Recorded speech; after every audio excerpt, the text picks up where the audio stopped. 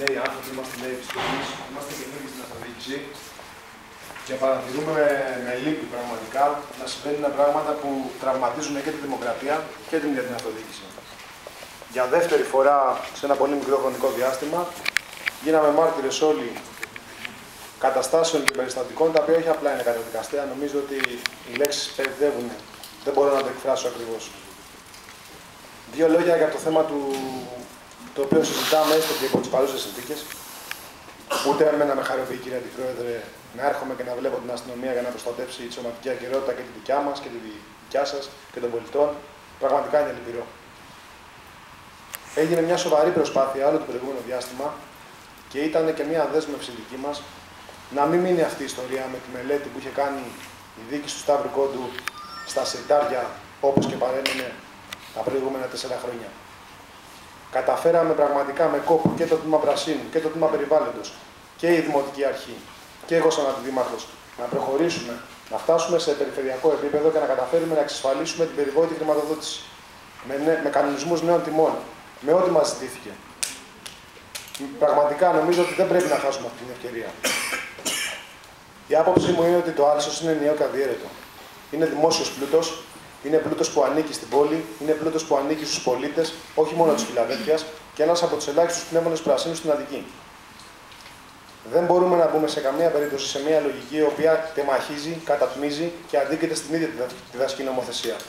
Άρα γίνονται ερωτήματα σοβαρά από την πλευρά μου και από την πλευρά της διοίκησης, ακριβές για τον τρόπο με τον οποίο επικαλείται το νέο ρυθμιστικό η Διεύθυνση Δασών, όταν κατησχύουν νόμοι και διατάξεις οι οποίες αποδεικνύουν ότι και στο παρελθόν όσοι προσπάθησαν με αυτόν τον τρόπο να επενδύσουν, να κατασκευάσουν, να δημιουργήσουν τις προϋποθέσεις για να γίνει το νέο γήπεδο της ΑΕΠ, απέτυχαν.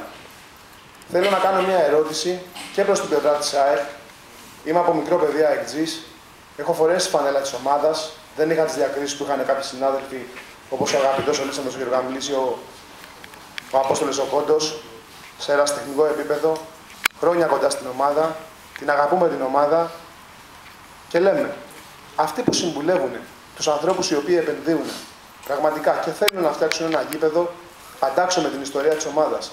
Γιατί επιλέγουν μια πεπατημένη η οποία δίνει το δικαίωμα στον οποιοδήποτε πολίτη να προσφύγει για τα νόμιμα δικαιώματά του. Μήπως κάποιοι οι οποίοι πραγματικά ενδιαφέρονται για ένα μεγάλο project διαλέγουν ένα λάθος δρόμο.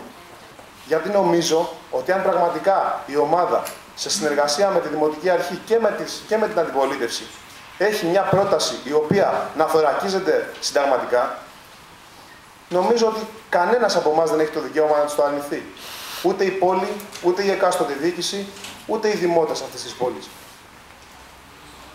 Το ποια είναι η θέση μας σε σχέση με το νέο ρυθμιστικό σχέδιο Αττικής και για το ίδιο το γήπεδο είναι πεντακάθαρη. Είναι πεντακάθαρη από το βράδυ του Πάσχα που μπήκαν εκρηκτικοί μηχανισμοί στο περίπτωμα της Δύναμης Πολιτών. Ήταν ξεκάθαρη από την προεκλογική ομιλία του Δημάρχου όταν υπήρχε μια αντισυγκέντρωση πρωτοφανής για εκλογική διαδικασία.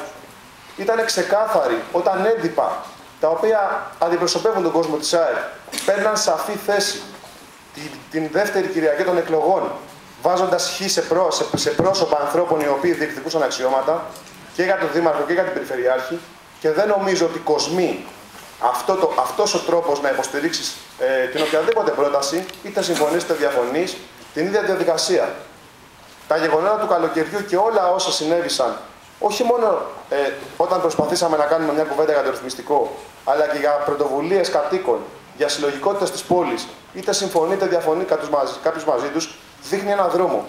Ότι με τη βία δεν μπορείς να επιβάλλεις σε κανέναν πολίτη, σε καμία δημοτική αρχή, σε κανέναν θεσμό την ανάπτυξη ενός συγκεκριμένου σχεδίου. Νομίζω ότι η συνένεση είναι αυτή η οποία επιζητάται όχι μόνο από εμάς, αλλά για να έρθει σε συμφωνία με έναν άνθρωπο ο οποίος θέλει πραγματικά να βοηθήσει προς αυτή την κατεύθυνση, πρέπει να υπάρχει ανταπόκριση και από την άλλη πλευρά. Άρα νομίζω, και θα συμφωνήσω απόψε και με κάποιους ανθρώπους από την αντιπολίτευση, ότι είναι αδύρυτη ανάγκη πραγματικά να βρεθεί μια λύση.